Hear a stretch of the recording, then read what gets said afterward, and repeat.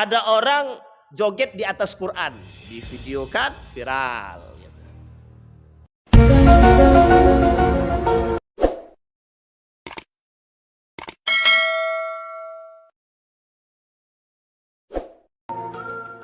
A'udzu billahi minasyaitonir rajim. Bismillahirrahmanirrahim. Assalamualaikum warahmatullahi wabarakatuh. Kana alaikum raqibah.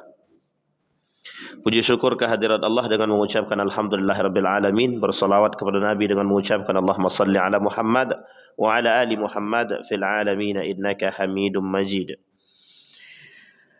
Bapak Ibu sekalian yang berbahagia, mudah-mudahan di subuh hari ini Allah ridha, Allah berkah, Allah berikan kita rahmat, karunia, Allah anugerahkan anak-anak yang selalu mendoakan kita, anak-anak yang taat dan berbakti. Insya Allah rumah tangga yang kita bangun, rumah tangga yang dicintai oleh Allah Subhanahu wa Ta'ala. Amin ya Rabbal Alamin. Tak lupa kita berdoa kepada Allah senantiasa untuk kedua orang tua kita, baik yang telah mendahului ataupun yang masih hidup. Semoga kelak semua husnul khatimah dari anak-anak yang selalu mendoakan, dan begitu juga kebiasaan-kebiasaan kita yang mendoakan orang tua, hendaknya kelak anak-anak kita pun akan mendoakan kita. Amin ya Rabbal Alamin. Allah tempatkan mereka di tempat terbaik di sisinya. Allah kumpulkan bersama orang-orang yang saleh. Baik Bapak Ibu sekalian yang berbahagia, di subuh hari ini masih dalam judul yang sama, tema yang sama, kata Bang Romi. Temanya masih perang pemikiran. Entah kapan selesainya, kita pun tak tahu perang pemikiran ini. Tapi subuh hari ini kita bahas satu penyakit yang sudah mendarah daging. Penyakit ini sudah menjadi darah daging yang sudah berubah menjadi Tuhan baru di kalangan umat manusia hari ini. Judulnya, judul kita adalah Tragedi Idol dan Kebutuhan Kapitalisme. Judulnya sederhana, Tragedi Idol dan Kebutuhan Kapitalisme. Bisa dipahami maksud judul ini? Judulnya, bahasa sederhananya, mentuhankan idola. Penyakit idolaisme, atau bahasa lainnya fansisme. Jadi ada penyakit yang timbul, nama penyakitnya mengidolakan manusia. Fans. Ini terlepas dari siapapun ya. Baik dia seorang mentuhankan seorang ulama, mentuhankan pemain bola, mentuhankan artis, mentuhankan pemimpin, dalam konteks yang israf berlebihan, maka ini yang kita akan coba bahas.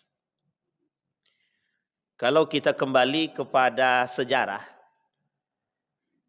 dulu kalau kita lihat seorang artis ternama, Michael Jackson, berarti tandanya yang paham Michael Jackson udah tua kan begitu. Karena orangnya udah mati kan. Nah, Bang Endar ya pasti kenal lah karena penganut itu. Misal Michael Jackson. Sekarang kita lihat, ini belum masuk poinnya, cuma kita kasih contohnya aja dulu. Michael Jackson itu banyak sekali yang meniru gaya dia. Pakaiannya, rambutnya, cara jalannya, apa Pak? Goyangnya, kakinya. Kita dikasih kaki sehat maupun kita jalan untuk itu juga ya. Kita buat. Itulah fans. Lionel Messi misalkan. Ketika Lionel Messi lewat, itu yang teriak banyak itu. Cuma kalau yang lewat itu kita gitu. Boro-boro teriak, ditengok pun tidak. Gitu. Itulah manusia sekarang. Jadi kita kembalikan satu masalah kepada sejarah. Ketika Islam ini mulai hilang di daratan Eropa, ketika Islam pada masanya 1924-1925 ke atas sampai 1950-an. Itu seolah-olah kita nggak melihat Islam lagi di daratan Eropa. Semenjak Islam itu hilang di daratan Eropa itu, mulai bermunculan orang-orang yang mencoba memiliki kepentingan terhadap negara. Sehingga para ilmuwan-ilmuwan yang memiliki kepentingan ini untuk mendapatkan tempat di negara itu, mereka harus bersikap tidak adil, tidak jujur terhadap keilmuan itu sendiri. Dia poinnya di situ memang. Jadi sebenarnya dampak dan faktor utamanya adalah memang degradasi ilmu dan degradasi iman. Jadi runtuhnya ilmu dan runtuhnya iman sebenarnya di situ. Karena ilmu dan iman yang tidak sejalan itu akan meruntuhkan akhlak. Sehingga akhlak mulia itu terseret gitu. Ini sebenarnya inti poin. 3 ini inti poin dari segalanya. Cuma kita kembalikan. Apa faktor, apa dampak daripada pergeseran Ibnu Rusdi yang ada pengaruh pada masa Andalusia itu ternyata besar. Ketika Ibnu Rusdi atau Averroes ini diasingkan, difitnah. Karena Averroes ini kan penasehat kerajaan yang bisa menerjemahkan tulisan Plato, kata-kata Plato, Aristoteles, itu cuma Averroes. Banyak murid-muridnya ini yang belajar kemudian kepada Ibnu Rusdi itu hanya untuk bagaimana mentafsirkan kalimat Averroes, Aristoteles dan lain sebagainya, ilmuwan-ilmuwan Yunani. Dia ada judul buku namanya Scholastic Islam. Jadi bagus itu tentang Averroes itu. Jadi ketika Ibnu Rusdi berada di atas angin mendapatkan posisi terbaik, ini sejarah ya, mendapatkan posisi terbaik menjadi penasehat kerajaan, apapun persoalan kerajaan itu dikembalikan kepada Ibnu Rusdi. Kalau bahasa kita nih mufti lah. Oke, sekarang kalau Pekanbaru punya mufti, wah itu bagus. Apapun persoalan dikembalikan kepada mufti. Karena memang begitu dulu. Dulu itu semua persoalan itu diukur tolaknya. Ada tolak ukurnya. Tolak ukurnya itu agama. Dikembalikan kepada siapa? Ahli di bidangnya. Contoh, mau ambil pajak. Tanya dulu pemimpinnya. Tanya dulu ulamanya. Boleh nggak? Cuman ulamanya harus ulama beneran. Kalau ulama sultan susah gitu. Kalau ulamanya pemerintah ya nggak bisa. Maka yang ditanya itu ulama beneran. Mufti beneran. Kira-kira pajak ini bener enggak? Boleh enggak? Gitu. Terus nanti datang pandangan daripada para ulama. Ini pentingnya adanya para ulama yang bisa berada di sekitar para pemimpin. Dengan catatan adil, jujur, benar, bijaksana. Nah, masalahnya kalau ulama sultan nih enggak bisa. Apa kata pemimpin jalan gitu. Meskipun salah. Itu yang susahnya di situ gitu. Itu namanya ulama sultan gitu. Jadi kalau pemimpinnya mau korup, mau ngapain, mau zolim ya nggak bisa dia ngomong. Mobil dapat, rumah dapat gitu. Lahan luas gitu. Ya susah kita. Maka kata para ulama itu apa persoalannya? Kembalikan. Nah, ketika Ibnu Rusdi menjadi seorang penasehat kerajaan itu, Ibnu Rusdi berada pada posisi yang benar. Pada posisi yang benar. Sehingga ada murid daripada Ibnu Rusdi ini yang belajar. Kepada Ibnu Rusdi belajar tentang filsafat, keilmuan. Sehingga pada saatnya Ibnu Rusdi berada pada puncaknya oleh kelompok tertentu, oleh kelompok tertentu yang sebenarnya mereka juga belajar kepada Ibnu Rusdi ini. Apa kata mereka? Nggak bisa nih. Ibnu Rusdi ini mereka seperti orang yang Ibnu Rusdi ini hanya menginginkan kepentingan agama tertentu. Jadi memang bahasanya memang agama. Jadi seolah-olah Ibnu Rusdi ini adalah perusak agama-agama yang lain gitu. Diskriminasi agama gitu. Akhirnya dibuatlah fitnah terhadap Ibnu Rusdi. Satu sisi persoalan agama, satu sisi persoalan politik, satu sisi persoalan kepentingan. Maka apa yang harus dilakukan? Singkirkan Ibnu Rusdi. Bukan hanya disingkirkan dalam persoalan kepemimpinan. Ibnu Rusdi disingkirkan menjadi penasehat kerajaan. Bukan hanya itu, dibuat fitnah. Dari fitnah tersebut Ibnu Rusdi dimasukkan ke dalam penjara. Setelah dimasukkan ke dalam penjara, Ibnu Rusdi diasingkan sampai dia wafat. Di tengah pengasingan itu, para ilmuwan murid-murid yang tadi belajar kepada Ibnu Rusdi merubah. Mereka rubah. Jadi taktik mereka adalah merubah isi, sebenarnya bukan isinya yang dirubah. Pemahamannya tetap, tapi nilai-nilainya yang dikurangin. Mana nilai-nilai yang tak sejalan? Geser. Ini kalau kita bercerita tentang kerajaan Roma, Itali, ini hampir mirip. Kepentingan kerajaan terhadap pemangku agama. Apa kata raja itu? Kalau kalian mau mendapatkan posisi terbaik, maka pemangku-pemangku agama harus harus mengikuti apa yang dikatakan raja. Nah, ini tertulis, Pak. Sebenarnya kalau disebutin agak-agak sensitif gak ya gitu. Jadi kalau sensitif ya nggak apa-apa juga gitu. Jadi memang persoalannya begitu. Alkitab itu dulu, ini persoalannya, Pak ya. Jadi Alkitab itu dulu begitu. Apa kepentingan raja? Itu dia yang dimuat. Sehingga banyak terjadi perubahan dan bertolak belakang kadang-kadang. Karena menyesuaikan kepentingan gitu. Nah, ini waktu itu begitu. Sehingga banyak dulu orang-orang yang berkepentingan ini yang sudah menggeser Ibnu Rusdi, mereka merapat. Kalau bahasa kita sekarang ini menjilat lah gitu. Menjilat kepada pemimpin, pemerintah. Dapat nih posisi. Tapi ternyata bukan pada itu dua. Itu hanya kepentingan politik saja. Hanya kepentingan politik, kepentingan golongan. Ternyata apa yang mereka lakukan kemudian hari, cara berpikir mereka ke depan. Yang kita rusak bukan itu. Yang kita harus ambil alih adalah bagaimana kita menjadi Ibnu Rusdi. Bukan Ibnu Rusdinya, tapi kita menjadi Ibnu Rusdi. Kata mereka. Apa maksudnya? Bagaimana Ibnu Rusdi tidak dikenal, yang dikenal adalah kita.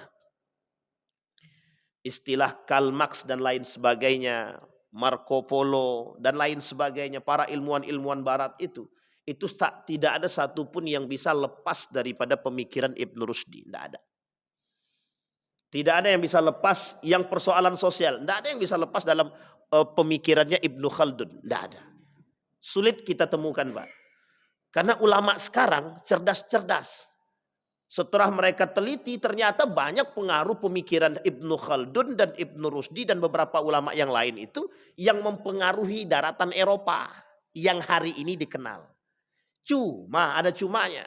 Pergeseran nilai ini yang menjadi persoalan kita. Kalau seandainya mereka merubah tapi nilainya tetap jalan, itu sebenarnya nggak ada masalah. Hanya saja mereka bermasalah pada ketidakjujuran. Makanya ilmuwan muslim itu baru dikenalkan kepada kita itu mulai pada abad ke-20.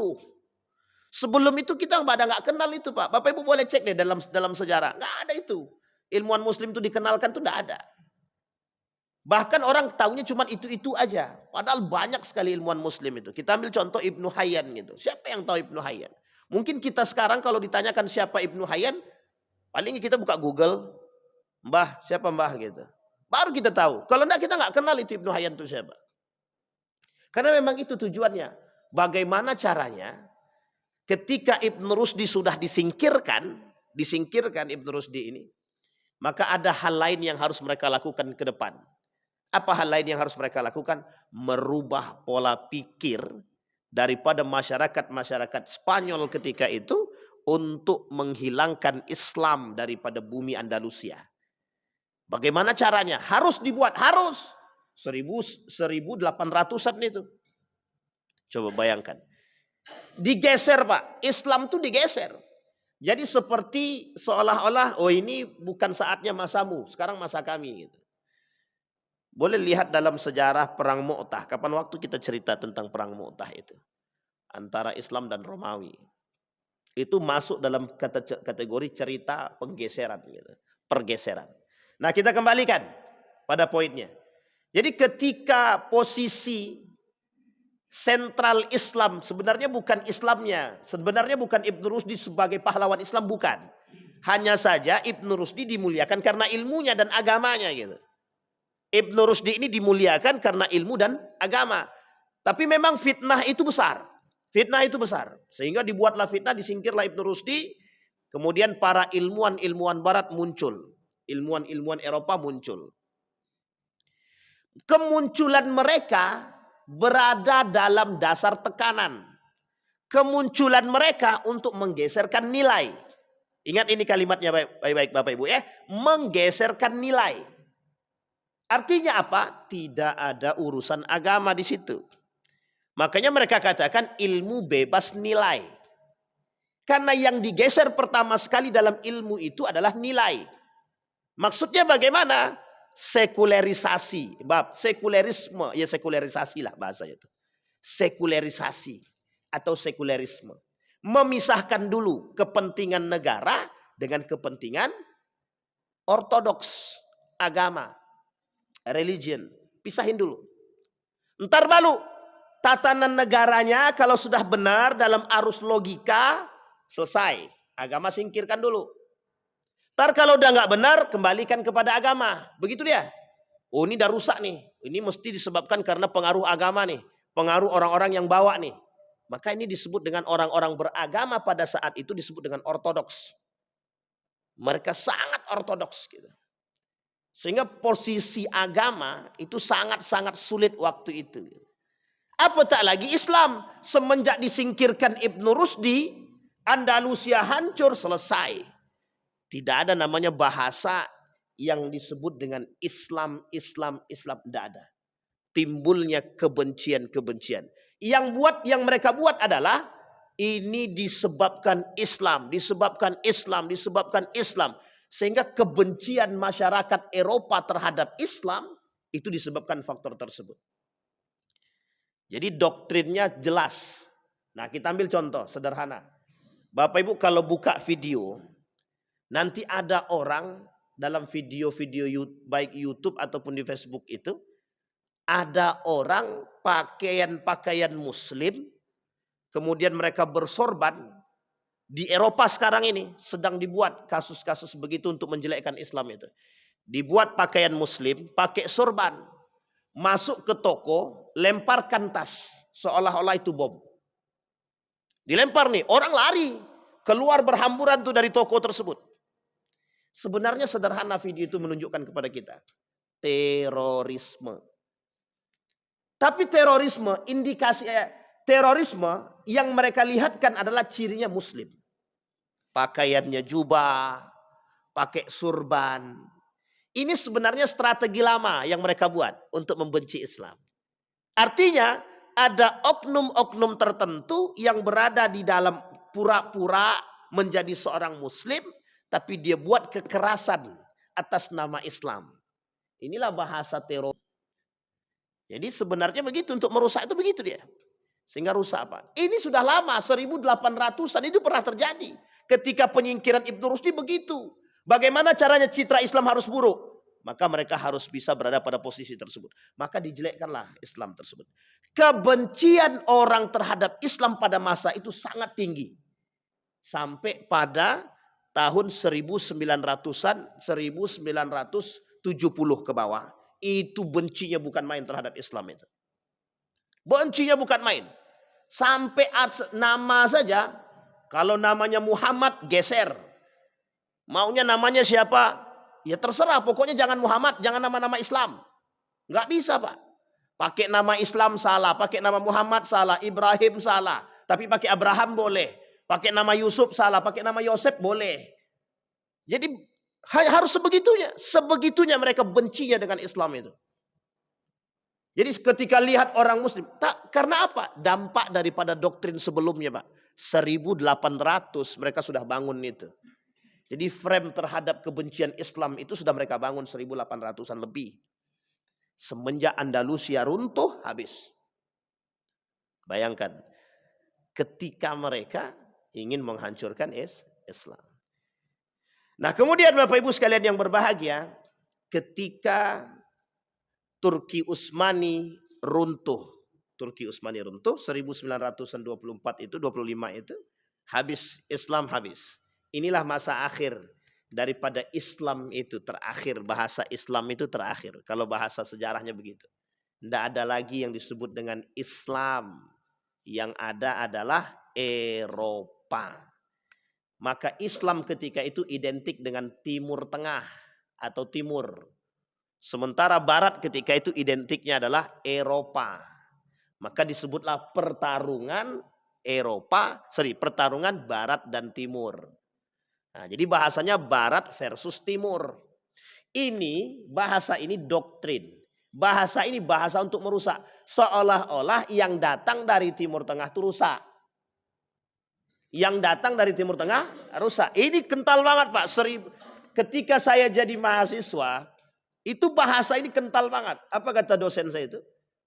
Jangan kau bawa-bawa jubah itu ke sini. Jangan kalian bawa-bawa Islam itu ke sini.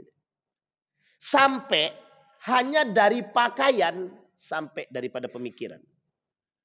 Jadi kalau kita membahas Imam Al-Ghazali, Ibnu Rusdi, mereka nggak mau terima itu. Kata dosen-dosen filsafat saya itu, jangan yang kayak gitu dibahas. Kita bahas Immanuel Kant, Karl Marx, Joseph Schumpeter dan lain sebagainya. Wah, saya bilang, ya ini yang justru menghilangkan doktrin agama dari kita adalah orang-orang yang terjangkit penyakit tersebut. Geser. Akhirnya apa? Mahasiswa menikmati apa yang mereka baca.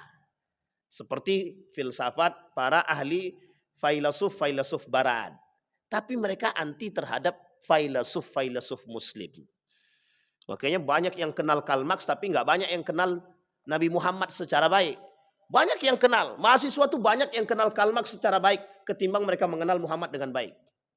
Sangat sedikit, apalagi yang HMI ya Bang. Nah, itu poin penting, rawat HMI kan. Karena kami waktu di HMI itu doktrinnya begitu. Baca buku nih, filsafatnya baca begitu. Sampai bukunya Durkholis Majid habisin tuh, khatamin kan begitu.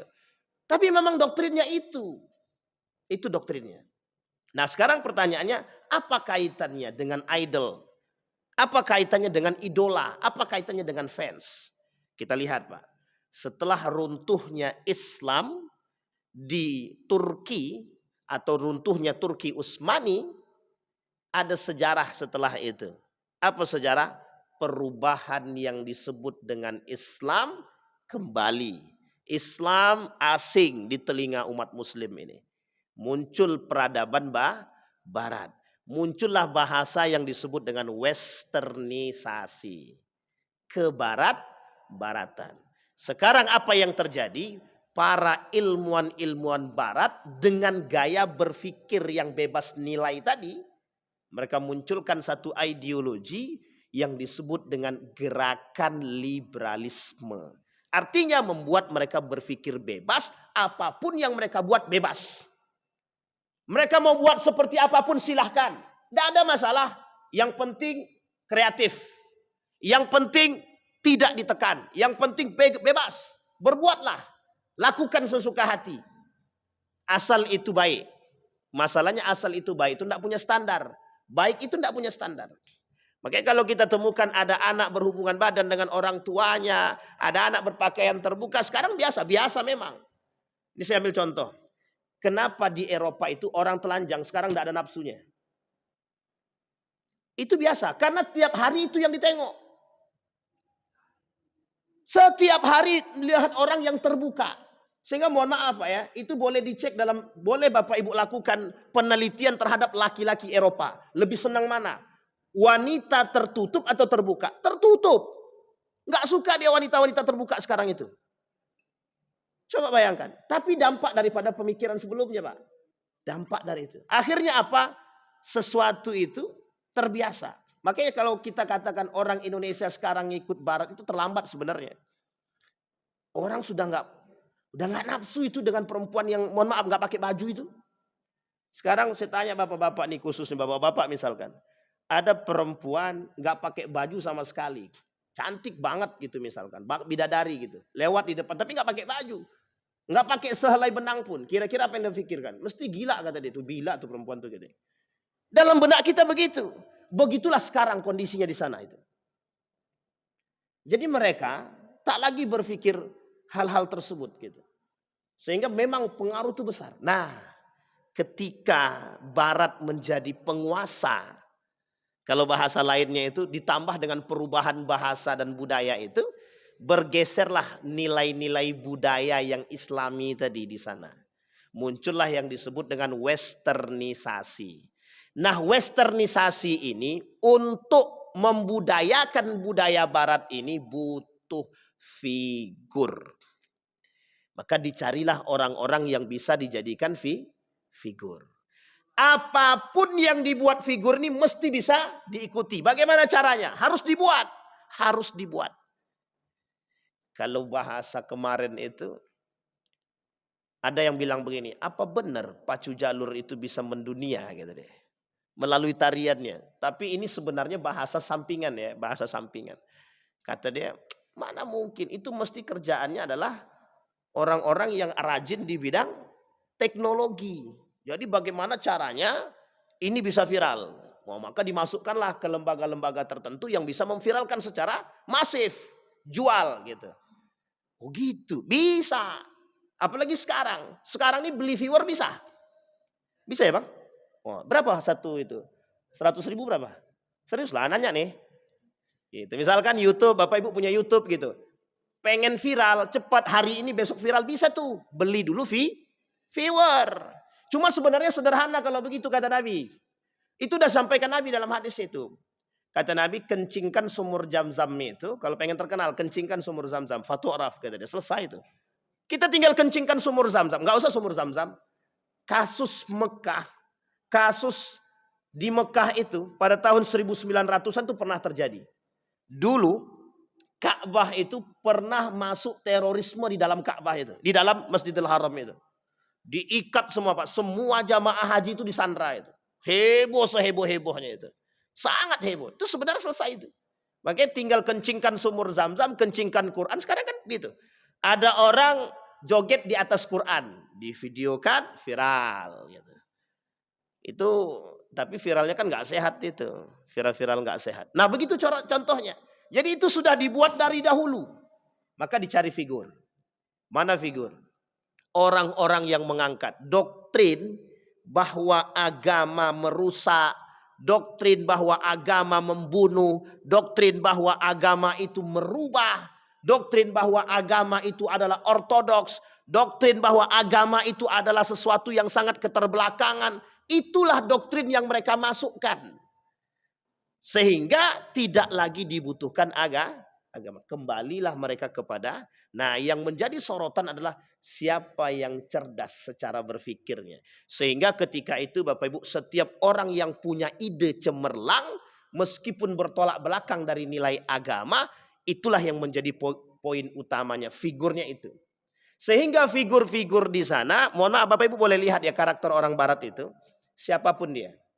Kalau sudah terkenal itu, oh itu mereka kalau udah cinta tuh mati-matian gitu. Kalau udah mati-matian tuh, tanda tangan itu berharga banget, itu bernilai banget itu. Bapak Ibu boleh lihat ya jersey, baju bola. Itu kalau sudah ada tanda tangannya Cristiano Ronaldo, kira-kira jualnya berapa? 200.000 atau 50.000? Salah Bu, bisa sampai puluhan juta satu baju. Koyak sekalipun yang penting ada tanda tangan Cristiano Ronaldo berlaku itu. Bayangkan tuh, sebegitunya. Akhirnya apa? Nalar tidak sehat ini muncul. Nalar tidak sehat. Dari kapan? Dari memfigurkan. Akhirnya apa? Orang yang difigurkan ini, orang yang diidolakan ini, apapun yang dia buat meskipun tidak sehat berlaku. Apapun yang dia buat mesti sekalipun yang dia buat ini nggak benar. Pasti berlaku. Misal dia jual baju tapi koyak-koyak gitu. Baju yang dia buat untuk kain pel aja itu berharga. Oh, ini meskipun kain pelnya Cristiano Ronaldo ini. Misal, itu berlaku. Nah, pada saat itu figur yang bisa terkenal, yang sangat terkenal pada masa kami lah. Itu yang disebut dengan Michael Jackson itu tadi. Pertanyaan saya, muslimkah dia? Ada isunya Michael Jackson masuk Islam, itu bullshit itu. Hoax semua itu. Jackie Chan masuk Islam kata dia. Ya itu nggak tahu lah, pokoknya cerita di balik itulah. Tapi ketika Michael Jackson itu, penyakit Michael Jackson inilah yang pertama sekali yang paling banyak membawa dan merubah wajah dunia. Coba bayangkan itu. Westernisasi. Berhasil mereka buat itu. Padahal kalau kita runut kesalahan dalam pribadi beliau itu ya. Operasi plastik, operasi wajah, pokoknya apapun yang dibuat. Hanya untuk tampil menawan. Umat muslim banyak yang mengidolakan beliau. Banyak sekali. Sampai mati pun dia masih banyak yang mengidolakan. Coba bayangkan. Cuman kita bingung itu idolanya benar apa nggak benar gitu kan. Maka seorang doktor bernama Adrian Husaini menuliskan Tragedi Idol dan Kebutuhan Kapitalisme. Nah, ini poin pentingnya nanti di situ. Sehingga Bapak Ibu sekalian yang berbahagia, kata Dr. Adrian Husaini itu, kita sekarang ini yang sulit untuk kita hapus adalah persoalan idol ini. Karena persoalan pengidolaan manusia ini sudah masuk dalam kategori hamiyatun. Fanatisme. Fanatisme.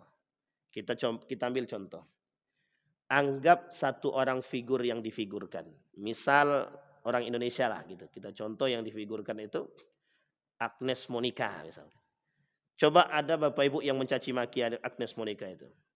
Habis itu. Bapak Ibu satu orang yang mencaci maki Bapak Ibu jadi berapa? Ratusan ribu. Jadi bisa tenar langsung Ibu itu, Bapak Ibu itu. Hanya karena mencaci maki figur mereka. Jadi kalau kita menjelekkan dia, oh itu habis kita, Pak. Habis kita yang dicaci maki. Artinya yang dikhawatirkan oleh para ulama itu, apakah model idola seperti ini dibenarkan atau sudah masuk dalam kategori mentuhankan. Mentuhankan. Nah yang dikhawatirkan itu mentuhankan manusia.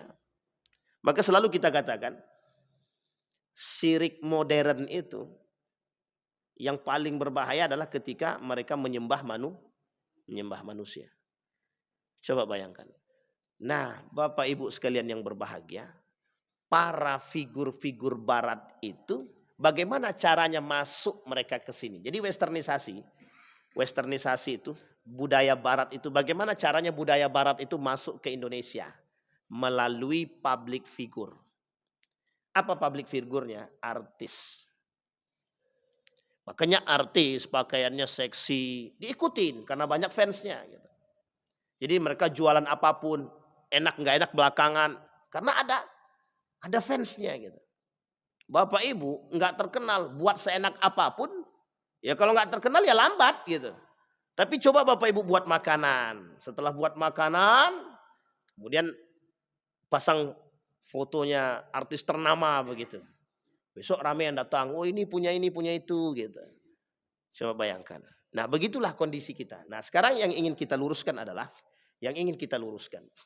penyakit idol ini adalah penyakit yang sangat berbahaya. Baik itu bagi kita ataupun bagi generasi. Yang menjadi persoalan kita adalah, kita sedang melawan konsep ini, kita sedang melawan praktek ini, yang kita lawan bukan mereka, tapi yang kita lawan adalah generasi kita sendiri.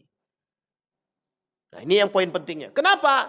Karena hari ini kita sedang melawan orang-orang yang memang memfigurkan orang lain dan mereka adalah bagian daripada tubuh kita sendiri. Anak kita sendiri. Buka TV, yang dibuka siapa?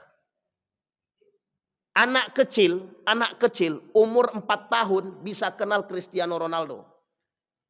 Ketemu tidak, main bola nggak pernah, lihat bola nggak pernah, tiba-tiba nonton TV kenal Cristiano Ronaldo. Coba bayangkan. Nah, ini dampaknya. Nah, sekarang pertanyaannya, dari hasil tersebarnya westernisasi ini dan figurisasi atau idolisme ini, apa dampaknya terhadap Islam? Hilangnya figur-figur umat Islam. Hilangnya figur Nabi. Hilangnya figur para ilmuwan Muslim. Kita tak temukan itu pada abad ke-19 ke bawah. Tidak kita temukan. Baru kita temukan baru pada abad ke-20. Itu pun dengan susah payah kita angkat. Dengan susah payah. Berarti Ustaz, Indonesian Idol itu parah itu. Ya saya katakan kalau parah ya memang parah, gimana? Lomba begitu jutaan rupiah itu. Ratusan juta hadiah ya kan. Lomba qiraatul Quran boro-boro dapat hadiah. Hadiah dari tempatnya dapat gitu kan. Ya memang diskriminasinya dari sono gitu. Memang dari dulu Pak diskriminasi itu. Nah ternyata setelah budaya barat masuk tidak hanya sampai di situ. Nah, berkelahilah antara K-pop Korea dengan Amerika. Barat dengan Korea berantem nih gitu. Nah, maka terjangkit penyakit terus kita itu. Dulu banyak kalau kita runut-runut banyak penyakitnya. Ada dulu apa namanya? Gangnam Style. Joget K-pop. Pokoknya kita nih malu dengan budaya kita sendiri. Apa? Aces. Penyakit dangdut cesar kata deh. Itu pada masanya. Kita nih malu Pak. Itu karena apa? Mengapa bisa tersebar seluas mungkin begitu? Budaya-budaya barat, budaya Korea yang merusak nilai-nilai Islam itu. Itu karena malunya umat Muslim mengakui identitas mereka sebagai Muslim. Malunya umat Muslim mengakui identitas dia sebagai seorang Muslim. Sampai hari ini kita tidak benar-benar dalam kategori berani mengakui keislaman kita. Apa contohnya? Beranikah kita mengatakan kami Muslim, say no to drug, say no to riba, say no to kriminal? Enggak Pak. Say no to westernisasi, tidak. Salah satu budaya yang paling tampak dari dampak daripada westernisasi, toko-toko kita masih banyak berbahasa Inggris. Karena apa? Karena kita mengatakan kami pengen gaul. Bahasanya agak bagus dikit, bahasa Inggris. Bapak Ibu, bahasa Inggris itu datang belakangan. Bahasa yang pertama di dunia ini bahasa Arab. Yang kedua bahasa Melayu. Bukan bahasa Inggris. Dan bukan bahasa Indonesia. Bahasa Indonesia datang belakangan, bahasa Inggris datang belakangan. Makanya dulu Pak, kita belajar namanya bahasa Melayu itu. Sekarang mencari anak yang ngerti bahasa Melayu aja susah. Suruh baca Arab Melayu, sulit Pak. Tapi suruh baca bahasa Inggris, oke, dari kecil memang dilatih begitu dia. Makanya kembali kita poinkan itu. Ini kita pengen kembalikan nilai ini Pak, kita pengen kembalikan biar kita nih sadar gitu. Kita nih tidak sadar kalau kita sedang dijajah gitu. Nah kembali Pak ya. Nah sekarang kembalikan kepada tragedi idol tadi, tragedi idol. Nah kekaguman, pemujaan itu berujung pada ketaatan yang membabi buta. Bisa digarisbawahi. Kekaguman, pemujaan berujung pada ketaatan yang membabi buta. Nah, inilah yang bahasa itu disebut dengan pada masa jahiliyah dulu. Yang disebut dengan hamiyatul jahiliyah. Apa itu hamiyatul jahiliyah? Arti hamiyatul jahiliyah itu adalah fanatisme yang membabi buta, fanatisme yang tidak benar, fanatisme yang tidak dibenarkan oleh agama. Dan jahiliyah melakukan itu. Dulu jahiliyah juga begitu. Fanatik mereka terhadap golongan, kelompok, agama, nenek moyang segala macam. Itu sangat kuat. Nah sekarang dikembalikan. Kita kembali kepada masa-masa dahulu. Melalui apa? Arus pemikiran westernisasi yang tadi. Kita dibuat seolah-olah sesuatu yang tidak normal itu normal. Makanya orang pakai baju terbuka dulu tidak normal, sekarang normal. Biasa aja kok sekarang itu. Udah zamannya begitu kok. Jadi kita dituntut untuk mengikuti zaman yang memang seperti itu. Ustadz semuanya pakai suap. Kan enggak apa-apa kalau kita pakai suap juga gitu. Ini kalimat itu yang harus Bapak Ibu rubah ya. Ustadz semuanya kan pakai suap. Jadi kita enggak apa-apa kalau enggak pakai suap. Karena kita mau ngambil hak kita. Yang kayak gini ini dibuang. Kita sedang menormalkan keharaman itu. Menghalalkan yang haram. Hukumnya haram itu. Artinya kalaupun ada yang dibenarkan hanya untuk melepaskan daripada dahaga. Kata para ulama itu. Makanya babi itu kalau dalam hutan, kalau dia tak dapat makanan baru boleh. Itu pun kalau tak dapat yang lain. Itu pun boleh di sini, bukan boleh dimakan secara utuh. Hanya untuk menghilangkan rasa lapar. Kalau sudah hilang, sudah terisi sedikit, makan lagi haram. Tapi enak ya Pak Ustaz. Nanti dicari alasan lagi. Apa alasannya? Berjalan lagi ke ujung, tidak dapat lagi Ustaz, makan babi lagi kami ya. Begitu manusia, itu yang terjadi sekarang. Karena dampak daripada normalisasi tadi. Kita dituntut untuk menormalkan sesuatu yang tidak masuk akal dalam agama, yang bertolak belakang dengan syariat, dengan dalih, dengan alasan doruri. Darurat. Sekarang apa yang darurat di muka bumi ini? Tidak ada. Tidak ada yang darurat sekarang itu. Yang darurat sekarang itu cuma satu, darurat agama. Itu yang paling penting. Budaya kita dihabisin, kita diam aja. Semua kita diam. Pendidikan kita dirusak, diam. Politik kita dirusak, kita diam. Malah kita ngikut. Kita normalkan itu. Perbuatan-perbuatan kezaliman. Dan itu kita pilih. Dan kita ngikut. Kita yang ikut nyoblos. Artinya kita yang menormalisasikan perbuatan tersebut. Kembali kepada hal tadi Pak. Nah, maka Bapak Ibu sekalian yang berbahagia, poin kita di situ. Nah, ketika mereka mentaati atau melakukan ketaatan yang membabi buta, mereka akan melakukan penyembahan. Disinilah kata beliau yang masuk dalam kategori mentuhankan manusia. Saya selalu melihat ini Pak. Orang-orang ketika ketemu dengan fansnya menangis. Nengok Ka'bah biasa aja. Nengok fansnya nangis Pak. Berpelukan. Mohon maaf ya Bapak Ibu ya. Mohon maaf. Perempuan ketemu fansnya. Rela Pak dipeluk Pak. Peluklah sesuka hati deh. Coba. Laki-laki juga gitu. Ketemu fansnya perempuan. Wah berpelukan. Ya Allah ya Rabbi. Coba Bapak Ibu lihat tradisi artis kita. Cipika-cipiki laki-laki perempuan. Saya tanya itu halal nggak tuh? Yang kayak gitu tuh Pak. Itu dampak dari mana? Dari barat itu Pak. Dari barat. Saya punya seorang dosen. Lulusan Belanda. Apa kata beliau? Orang cuma cipika-cipiki aja. Ngapain ente segitunya betul? Pak dalam agama kami haram itu. Jangankan cipika-cipiki. Salam-salaman aja haram sebenarnya. Ente terlalu katrok kan katanya. Begitu kan saya. Dibilang ya awak katrok. Sebenarnya mungkin katrok iya juga. Memang awak katrok gitu. Cuma karena katroknya awak memang tidak mau melakukan perbuatan tersebut. Bukan kita tak tahu. Mereka ingin bawa itu. Sudah biasalah kalau begitu tuh. Cipika-cipiki laki-laki perempuan. Ini budaya barat. Budaya barat kalau bertentangan dengan agama haram. Nggak usah dibawa ke sini. Jangankan di sini, di sono juga haram. Sekalipun itu budaya barat. Mereka menormalisasikan, ada dampak, ada sebabnya, ada. Mengapa mereka menormalisasikan hal begitu? Liberalisme.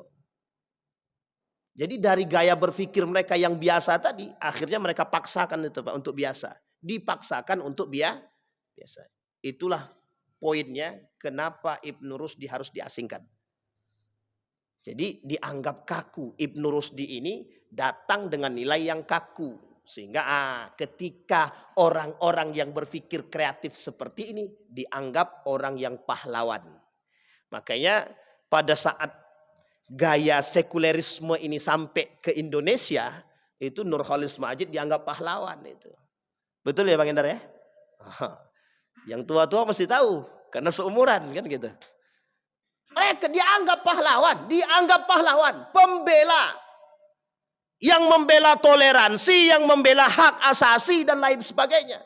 Tapi mereka lupa membela hak agama. Yang mereka lupa adalah membela hak agama. Baik. Sekarang dari tragedi idol dan kebutuhan kapitalisme. Sekarang perhatikan baik-baik. Kita ambil logika sederhana. Logika sederhana saja. Misal, kita ambil contoh Bang Endar pengusaha sawit. Dia cari figur yang ternama. Yang ternama.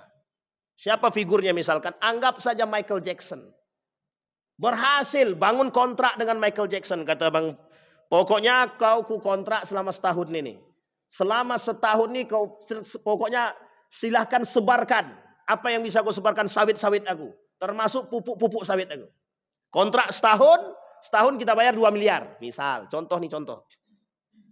Ini kapitalisme nih, bermain kapitalisme.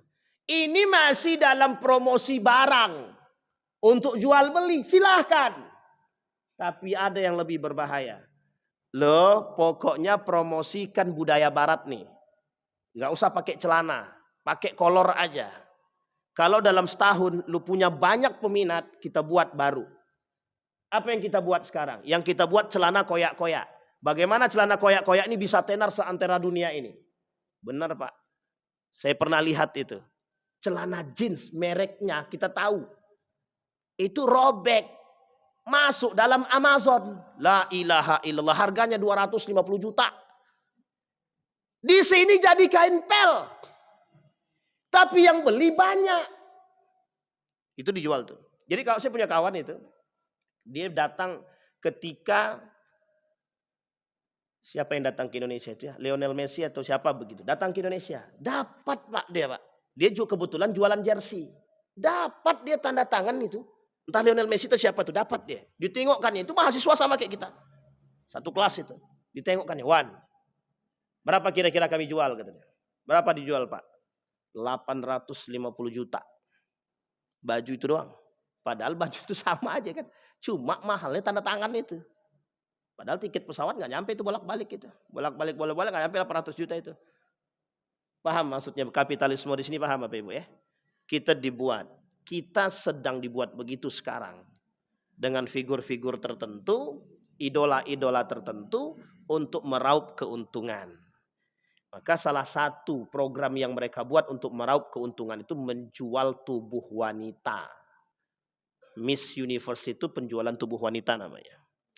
Ustadz ini memang ngomongnya gitu-gitu doang. Ya memang begitu. Gimana kata guru saya sih. Iya Pak ya. Bisa dipahami Bapak Ibu ya. Baik. Kalau Bapak Ibu ke Bali. Ada satu pulau di Bali itu. Di pulau di Bali itu. Itu Bapak Ibu masuk tanpa harus sehelai benang pun. Nggak boleh pakai, nggak usah dipikir-pikir yang laki-laki, nggak usah ikut-ikutan Pak. Saya cuma kasih tahu doang. Tapi bukan promosi, bukan. Tapi boleh masuk. Yang masuk syaratnya itu, nggak usah pakai sehelai benang pun. Kalau masih pakai CD, ya nggak boleh masuk. Nggak usah angguk-angguk Bang Endar, mencurigakan. Baik Pak. Nah sekarang kita lihat Pak, betul nggak perkataan Imam Al-Ghazali? Kita lihat. Kata Imam Al-Ghazali dalam kitab Asnaful Maghrurin. Kata Imam Al-Ghazali dalam kitab Asnaful Maghrurin itu disampaikan. Minal maghrurin arbabul ibadat wal a'mal. Satu. Yang kedua, kata Imam Al-Ghazali arbabul amwal wa firaquhum. Mereka tertipu dalam urusan harta dan urusan kelompok. Kata Imam Al-Ghazali. Jadi ini. Cuma kan kita nggak paham. Gitu. Kita nggak paham dengan hal-hal tersebut. Seolah-olah yang kita beli itu mewah, wow gitu. Karena kita mengidolakan. Nah, kalau dulu di Indonesia ini banyak mengidolakan Rhoma Irama, mengidolakan artis-artis dangdut. Gitu. Tapi dampaknya apa? Itu tadi. Kita lebih senang mendengarkan dangdut daripada, mohon maaf, kita datang konser mereka tapi kita nggak sholat itu. Nah penyakit ini Pak tertular dalam urusan agama sekarang. penyakit yang seperti ini tertular dalam urusan agama. Maulid Nabi rame yang datang, sholat cuma satu sop. Ini saya kemana-mana saya sampaikan terus nih Pak.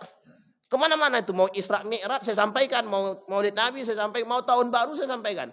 Anda datang sampai masjid nggak cukup Pak. Tapi pas sholat Isya, nggak usah subuh lagi, sholat Isya. Setengah sop aja empot-empotan kita manggilnya Pak, Allahu Akbar, sampai udah mau putus surat ini. Manggil tetap juga nggak datang-datang. Coba bayangkan, tertularnya di situ. Bercampurlah laki-laki dan perempuan. Kita buat acara, tapi kita buat acara keislaman. Tapi yang kita terobos apa? Batas-batas keislaman. Campur tuh laki-laki perempuan. Kita nggak sadar tuh. Kita buat acara Maulid Nabi. Kita suruh perempuan tampil. Sambil pakai hadroh joget-joget. Kadang-kadang kita ini di otak kita ini sedang didiskriminasi oleh urusan-urusan dunia dan mengkerdilkan agama di dalam pikiran kita sendiri. Begitulah kita sekarang. Nah sama dengan yang tadi. Kita tanpa sadar dimatikan agama kita oleh figur.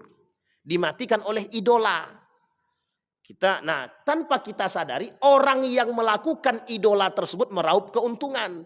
Kita degradasi moral, kita degradasi agama, kita hilang akal, hilang akhlak, hilang ilmu, hilang agama.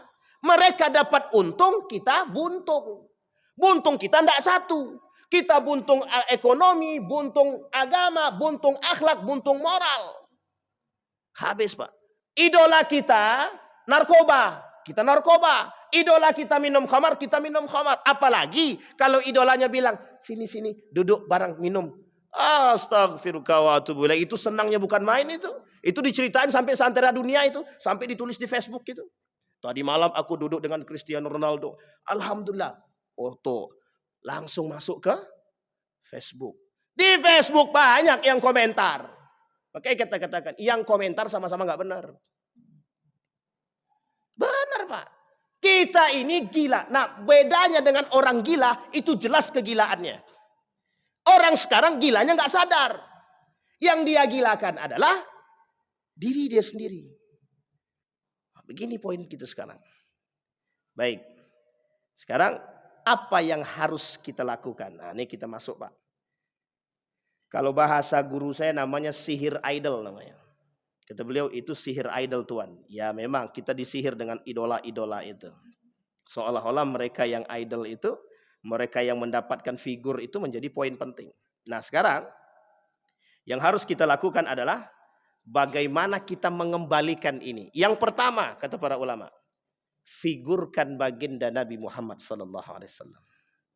Jangan teriak maulid Nabi, jangan teriak cinta Nabi. Kalau mencampurkan maksiat dengan agama. Tidak usah. Kenapa harus begitu Ustaz ngomongnya? Harus. Biar sesekali. Pedas itu kan tidak apa-apa. Yang penting tegas. Jangan mencampurkan sesuatu yang sifatnya maksiat dengan urusan agama. Kontradiktif. Apa contohnya? Membuat perayaan Maulid Nabi, membuat perayaan Isra Mi'raj dan lain sebagainya, tapi menghadirkan hal-hal yang tidak senonoh. Itu yang pertama. Yang kedua, bagaimana cara kita memfigurkan Nabi? Perbanyak. Kalau kata Ustadz Felix Sow itu, coba setiap rumah punya satu buku sirah nabawiyah saja. Dan orang tuanya membacakan kepada anaknya. Kira-kira ada enggak berpengaruh? Mesti ada. Meskipun enggak banyak, paling tidak 1, 2, 3 mesti ada.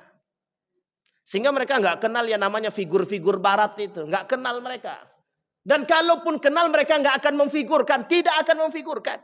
Kenapa? Sudah ada yang difigurkan. Sudah ada yang diidolakan.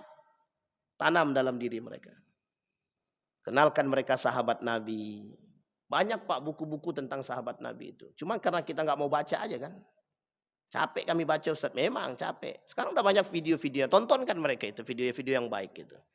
Jangan video-video tabola bale aja terus. Itu terus yang didengerin. Nah, sekarang kan coba lihat tuh. Ini kita bukan dalam arti bukan Pak, ini merusaknya begitu. Coba dengarkan tuh di mana-mana Pak. Masuk dalam toko ini, toko itu, semua musiknya itu aja tuh. Tabola bale. Memang paham apa isinya apa gitu. Dulu ada namanya musik apa itu? Pokoknya banyak lah masalah musik nih, banyak yang membuat kita penyakit kita tuh. Tahu-taunya ternyata artinya nggak benar gitu. Coba nih, sekarang itu banyak juga virus-virus Arab itu. Lagunya pakai bahasa Arab. Dikira selawatan. Ternyata la ilaha illallah, merusak. Benar. Bapak Ibu tahu lagu? Pernah ada lagu namanya begini. Inta muskifayak alih tigrahni haram alik. Itu kan bahasa Arab itu. Memang Arabnya Mesir. Bapak Ibu tahu nggak yang nyanyinya siapa? Non Muslim itu. Non Muslim. Yang nyanyi pun pakaiannya seksi itu. Kenapa banyak yang minat? Ya karena pakaian seksi itu tadi. Coba bayangkan. Ya Mesir itu, lagu Mesir. Banyak gitu Pak. Banyak betul. Tapi ya begitulah manusia sekarang gitu. Manusia sekarang ya begitu. Ya mau gimana? Tapi gimana Ustaz cara kami menghapus? Jangan idolakan. Dan para public figure termasuk guru jangan ceritakan tentang orang-orang yang mohon maaf pelaku maksiat. Gak usah. Yang kita ceritakan sahabat Nabi. Apa yang tidak ada daripada sahabat Nabi? Orang kaya, figur orang kaya ada. Menjadi dermawan ada. Menjadi orang paling kaya ada. Menjadi orang baik ada. Apa yang gak ada? Kepemimpinan ada. Apa yang gak ada? Tidak ada satupun yang tidak ada Pak. Ada semua. Khalid bin Walid ada, ahli perang. Mau contoh siapa kita? Siapa yang mau kita contohkan daripada orang barat yang ahli perang? Tidak ada Pak. Tunduk di bawah umat muslim. Perang Mu'tah, Romawi versus Islam. Perang Khaybar, Islam versus Yahudi. Selesai Pak. Apa? Konstantinopel semua muslim. Persia ditundukkan oleh Islam. Selesai. Muslim semua. Semua ini Pak, karena itulah, karena rasa sakit hati mengapa Islam bisa menaklukkan dunia. Disitulah mereka datang. Islam itu jelek, terorisme, pokok harus dibencilah. Kenapa? Karena keberhasilan Islam menaklukkan dunia. Persia runtuh, Romawi runtuh, Konstantinopel runtuh. Itu kan 3 negara, 3 kerajaan besar Pak di dunia. Pernahkah tercatat dalam sejarah Amerika menjadi kerajaan terbesar di dunia? Enggak pernah. Rata-rata itu dia Pak. Sakit hatinya dalam. Sampai hari ini. Ingin menguburkan penyakit lama ini enggak bisa. Itulah yang dilakukan oleh Ratu Elizabeth terhadap Islam dan Raja Ferdinand. Untuk merusak Islam itu. Nah sekarang cara merusaknya begitu. Cari figurnya, siapa idolanya, dibiayain dan lain sebagainya. Dah terserah buat apapun. Dengan alasan hak asasi manusia dan toleransi. Rusak kita semua. Ustadz itu perang pemikiran apakah itu? Semuanya perang pemikiran pokoknya. Mau politik, mau budaya, mau pendidikan, semua pokoknya kita diperang sekarang. Nah sekarang Pak, mohon maaf nih, beberapa kali saya duduk dengan pengurus masjid, beberapa kali duduk dengan masyarakat tuh jawabnya gitu, Ustadz, jadi kita ini sedang diperang dengan apa? Loh, kok baru nanya sekarang? Saya bilang datang ke Nurul Yakin, saya bilang biar tahu, karena memang perang pemikiran. Loh, sekarang Bu, mohon maaf, yang tua-tua aja tahu sekarang, Ustadz, sekarang ini kita sedang di perang pemikiran kan? Lah kok sadar Bapak nih dalam hati saya? Cuma saya nggak ngomong terang-terangan gitu. Alhamdulillah Pak kalau sudah banyak yang sadar. Sedikit demi sedikit. Kenapa? Kita sadar setelah kita dijajah. Setelah kita dijajah baru kita sadar. Baik. Nah ketiga, apa yang harus kita lakukan? Ya ayyuhalladzina amanu atiiullaha wa atiiur rasul wa ulil amri minkum fa in tanaza'tum fi syai'in farudduhu ilallahi war rasul. In kuntum tu'minuna billahi wal yaumil akhir dzalika khairu wa ahsana ta'wila. Kalimat ini oleh para ulama di garis besar Pak. Nabi, makanya qudwah hasanah, uswatun hasanah. Kemarin kan Maulid Nabi kan? Nah, Maulid Nabi harusnya bercerita tentang itu. Bagaimana kita kembali kepada ruhnya agama. yang dicontohkan oleh baginda Nabi Muhammad sallallahu alaihi wasallam. Tiap tahun Pak kita peringatin Maulid Nabi itu, yang datang rame. Tapi kenapa kok sholatnya sedikit gitu kan? Ya itu penyakit kita bersama sebenarnya, yang harus menjadi PR kita bersama. Sampai di sini ada pertanyaan Bapak Ibu. Ah, Abang mentang-mentang jadi contoh. Silakan Bang Endar.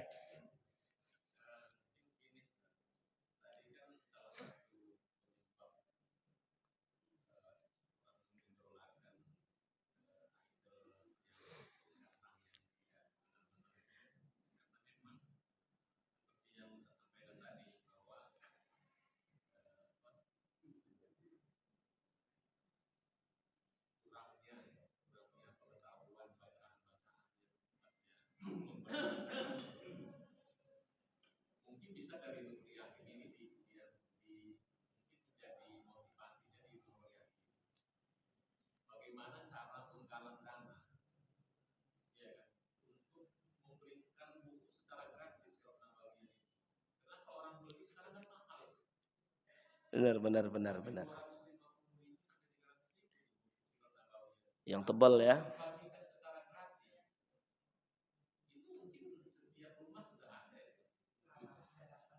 Benar. Bang Rom, aman kan? Aman. Ini tolong disampaikan ke Pak Ooi. Nah, siapa tahu ide yang cemerlang begini kita bisa. Ada Pak Tengku, ada Pak Daniel, banyak. Insya Allah Nurul Yakin tidak kekurangan tuh Bang. Bisa itu, cuma mau apa tidak kan gitu. Baik, itu yang poin penting. Saya pernah ceritakan sama Bapak Ibu kan. Jangankan Nurul Yakin, anggota dewan ditawarkan oleh pimpinan Muhammadiyah untuk beli buku Umar bin Khattab. Apa kata dia? Tolong Muhammadiyah belikan dulu. Coba Muhammadiyah disuruh belikan, anggota dewan memang nggak punya duit untuk beli begitu. Yang disuruh adalah Muhammadiyah. Muhammadiyah suruh beli buku Umar bin Khattab untuk para anggota dewan yang ada di sono. Itu disampaikan. Masa beli buku Umar bin Khattab? Bilang aja nggak mau baca selesai. Itu penyakit kita. Tapi betul Pak, salah satu itu. Yang kedua sebenarnya bukan hanya itu saja Bang. Yang kedua, coba hadirkan figur-figur itu di sini. Dalam kajian-kajian itu minta hadirkan figur-figur ternama itu. Misal, contoh, misalkan Ibnu Hayyan. Coba suruh kulit itu Ibnu Hayyan itu. Ini saya kasih contoh Pak. Ada namanya Ustadz Adi Hidayat. Sekarang ini beliau sedang ngajar, beliau punya kelas di salah satu universitas di Bandung itu. Apa kata mahasiswanya? Beliau fasilitasi per mahasiswa 2 juta hanya untuk beli buku. Difasilitasi 2 juta untuk beli buku berbahasa Inggris. Nanti untuk orang-orang yang berada dalam yang masuk dalam kategori keilmuan tersebut, beliau jelaskan secara detail. Nah, kita butuh yang begini. Akhirnya apa? Mereka kenal. Mahasiswa S3 kenal Pak siapa Ibnu Hayyan secara detail. Siapa bapaknya, hafal berapa juz, kapan hafal, dan bagaimana orang tuanya membuat mereka hafal Al-Quran. Itu yang paling penting bagi kita. Karena kita ingin mengambil ibrahnya itu tadi. Bisa dipahami ya Bapak Ibu ya. Nah, kita butuh yang begitu gitu. Nah, artinya ya memang berkorban itu penting gitu. Berkorban itu penting. Ya kayak Bang Endar misalkan selaku ketua Basnas sekarang, itu bisa saja disisihkan itu dari dananya itu. Nah, kita kasih. Nah, kalau seandainya ngasih satu, otomatis kan semua juga dikasih kan begitu. Bukan hanya 1-2 orang aja yang dikasih. Nah, fasilitasi bisa. Coba aja disambut Bang Romi gitu. Paling tidak dalam rumah kita 1 buku saja Sirah Nabawiyah. Saya mesti kenal kita Pak. Nanti kalau butuh, ya tinggal kita ceritakan. Nah, setelah Bapak Ibu baca, kalau mau kita ceritakan, kita ceritain nih Pak. Per orang kita ceritain di sini. Sahabat-sahabat Nabi. Ada 600 lebih Pak sahabat Nabi itu. Banyak. Cuman kan yang kita kenal kan cuman itu aja. Ali bin Abi Thalib, Utsman bin Affan, Umar bin Khattab, Abu Bakar, Khulafaur Rasyidin. Karena sering kita dengar. Tapi masih ada sahabat-sahabat Nabi yang lain. Urwah. Dan masih banyak sahabat-sahabat yang tidak tertulis. Itu bagus juga idenya Bang Romi. Bisa disambut Bang. Mungkin sampaikan dengan Pak Ooi. Ya mungkin paling tidak jamaah tetap Masjid Nurul Yakin dulu kan begitu. Dimulai dari jamaah tetap Masjid Nurul Yakin. Nah, kalau yang kaya-kaya nih, yang mampu, sebenarnya bukan persoalan kaya tidak kaya nih Pak. Ini persoalannya kalau memang bisa mendapatkan buku gratis. Nah ini saya kasih contoh. Saya minta maaf ya, saya bukan membandingkan.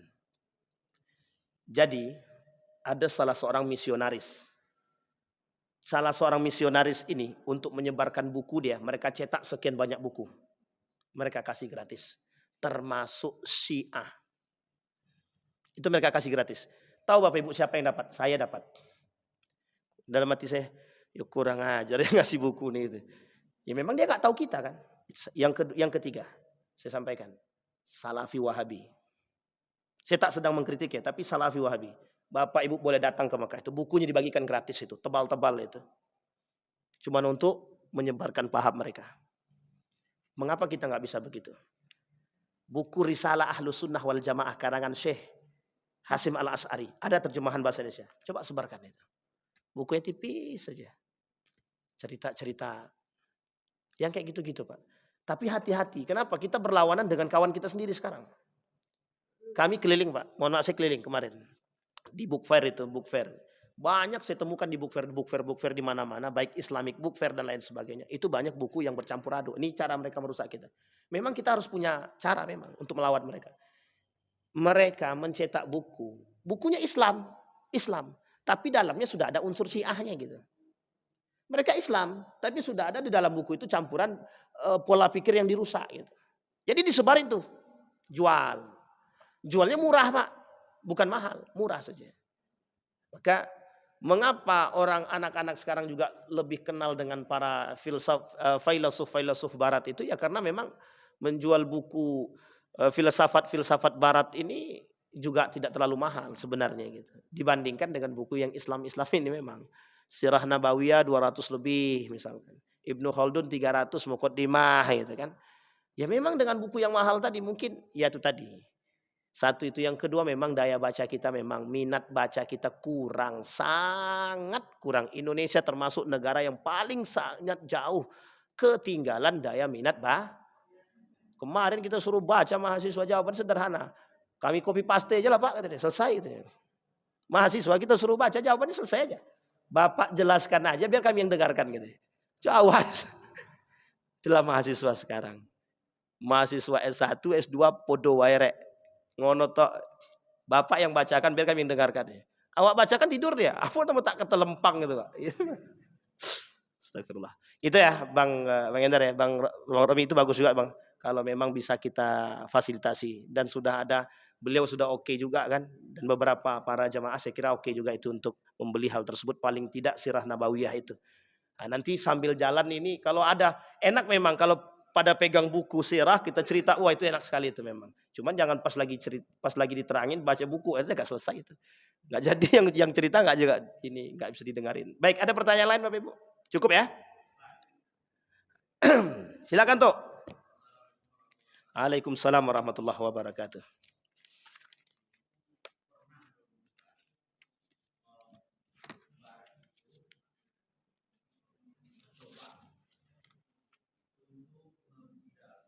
Siapa Pak? Barat ya.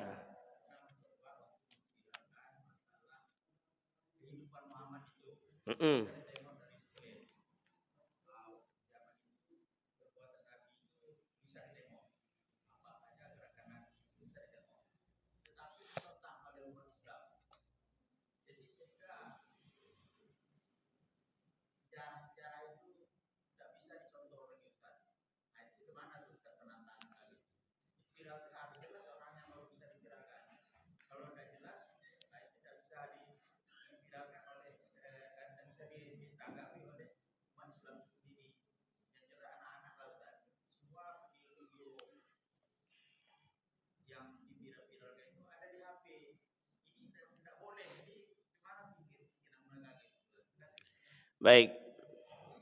Ya gimana mau dibenarkan orang dalam figurnya dia nggak benar memfigurkannya. Pak, yang namanya barat itu. Jarang barat itu yang jujur itu jarang. Saya jujur aja kita kan Pak. Sebagian besar banyak para ilmu orientalis itu yang jujur itu 1-2 aja. Betul nggak Prof? Nanti bisa tanya sama Prof itu ya. Dari sekian banyak itu yang jujur sekian Pak. Ini saya kasih tahu nih contohnya, saya jauh-jauh nih. Kalau mau cari video, cari yang benar. Nanti kita kasih tahu deh gitu, video-video yang benar. Karena gini, dulu ada video tentang Nabi Muhammad. Itu nggak benar tuh. Foto Nabi Muhammad wajah. Nanti kapan waktu kita cerita mengapa Nabi Muhammad itu nggak boleh ditampakkan dengan wajah. Itu salah satu kenapa yang tidak dibenarkan. Jadi Pak, mohon maaf, itu tergantung penulis ya, dan tergantung siapa yang berkuasa. Figur Muhammad itu kenapa ditentang oleh umat muslim? Bukan hanya dalam video yang Bapak sampaikan. Saya pernah temukan Pak, banyak di Eropa itu, di Barat itu, yang memfigurkan figur Nabi tapi bertentangan. Dan dia nggak paham sejarah. Itu masalah-masalah betul Pak, masalah benar itu. Bukan kecintaan yang didapat, tapi kebencian. Betul, akhirnya apa? Bencinya orang Eropa terhadap Muhammad itu gara-gara itu. Sekarang baru Pak tahu mereka, oh enggak seperti yang diceritakan. Bapak Ibu mau tahu bagaimana cerita-ceritanya Muhammad di sekolah-sekolah mereka itu? Kata guru saya itu. Diceritakan jeleknya Pak. Serius. Lah kalau kok kita ngikut menceritakan yang jeleknya Muhammad, berarti ternyata kita bagian daripada mereka. Nah yang harus kita lakukan sekarang satu. Itu tadi, orang tua bacakan tuh. Jangan malas bacain sama anak, orang tua yang bacakan itu. Ambil buku sirah, cari yang tipis. Ar-Rahiq Al-Makhtum kecil. Sirah Nabawiyah yang paling besar, Fiqh Sirah punyanya Syekh Ramadan Al-Buti tebal. Kecapean bacanya, cari yang kecil. Ar-Rahiq Al-Makhtum. Kalau mau lagi yang lebih bagus lagi yang bergambar, ada. Sirah Nabawiyah 6 jilid. Harganya 3 juta. Ada di rumah saya sekarang tuh. Saya jual kebetulan. Enggak promosi, enggak promosi. Itu canda aja Pak. Itu berwarna. Sampai nama-nama kotanya ada disebutkan sejarah semua ada di situ. Kita maksud saya sederhana aja Pak. Ibu-ibu, bapak-bapak bacakan kepada anak ini sirah sebelum tidur. Sebelum tidur. Jangan yang dibacakan dongeng-dongeng terus. Itu dulu Petruk begini. Yang kita bacakan Petruk, yang dalam benak mereka ya Petruk, Bobo. Ini yang kami kecil dulu lah kan begitu. Kalau Pak TI nggak tahu lah dulu kecilnya gimana kan gitu. Yang diceritain apa gitu. Yang kedua video. Video ini, nah sekarang video ini memang dampak negatif kita sekarang besar Pak dalam video ini. Harus ekstra mencari video. Satu, video pertama Israiliyat. Sudah banyak. Contoh filmnya film Nabi Yusuf. Itu yang menulis orang-orang yang membuat itu orang-orang yang terjangkit virus Israiliyat. Makanya banyak tambahan-tambahan. Yang kedua Syiah. Yang ketiga Barat. Misionaris. Ya, orientalis. Ini banyak. Nah, sekarang bagaimana cara kita mencari video yang benar, Nah, kapan waktu kalau Bapak Ibu butuh videonya saya enggak bisa sampaikan karena memang saya taunya namanya saya juga lupa nama videonya apa gitu. Yang jelas ada tulisannya Ar-Risalah berbahasa Arab Fusha, itu dibuat oleh orang-orang Yaman biasanya kalau nggak salah itu. Nah, cari videonya. Dalam berbahasa Indonesia sudah banyak juga. Sekarang ada namanya videonya memang kartun ya. Itu Al-Qalam. Saya tidak dalam sedang promosi. Nanti di-cut aja yang terakhir kalau takut promosi. Tapi yang begini-begini penting. Cerita-cerita begini, video-video. Karena kalau tidak, mohon maaf Pak, saya sudah terjebak. Dan kami terjebak dalam sekian banyak video. Al-Manar ternyata bukan. Yang itu ternyata Syiah. Yang ini ternyata Israiliyat. Banyak video-video ini yang ternyata Israel. Yang dibuat bukan orang Israel yang buat. Tapi terindikasi Israiliyatnya banyak. Israiliyat itu apa Ustaz? Israiliyat itu cerita-cerita yang ditambah-tambahkan. Yang tidak benar tapi ditambah-tambahkan. Gitu. Oke Bapak Ibu ya. Dan figur Nabi itu sebenarnya mengapa tidak wajahnya tidak boleh ditampilkan. Insya Allah kita bahas di pertemuan yang akan datang kalau Allah izinkan. Begitu ya Bapak Ibu ya.